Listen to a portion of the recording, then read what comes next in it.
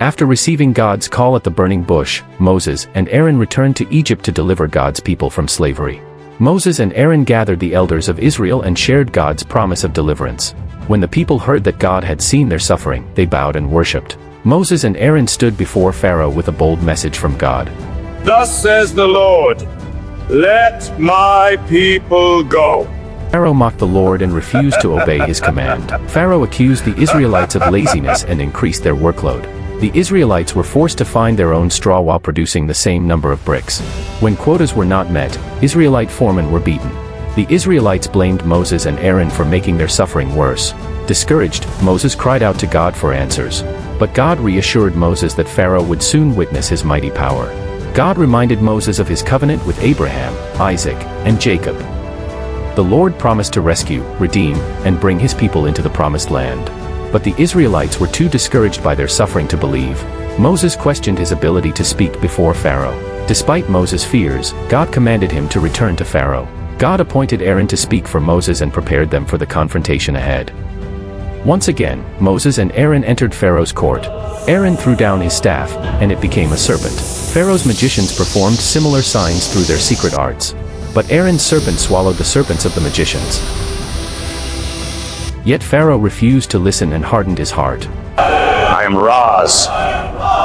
No decree shall bend my will. God commanded Moses to strike the waters of Egypt. Instantly, the Nile turned to blood.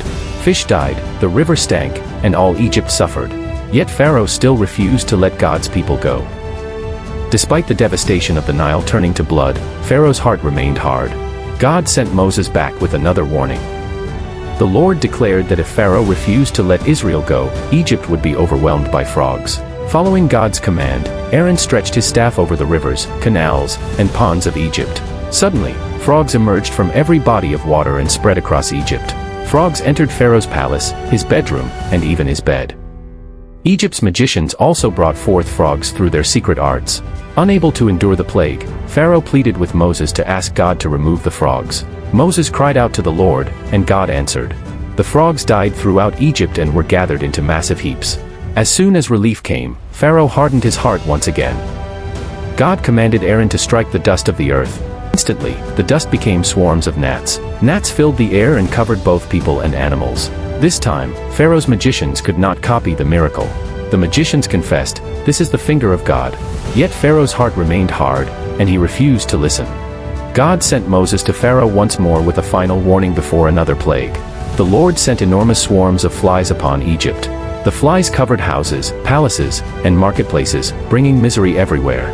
But in the land of Goshen, where the Israelites lived, there were no flies. Pharaoh offered a compromise, allowing the Israelites to worship without leaving Egypt. Moses explained that God required his people to journey into the wilderness. Pharaoh agreed to let the people go if the plague was removed. Moses prayed once more, asking God to show mercy.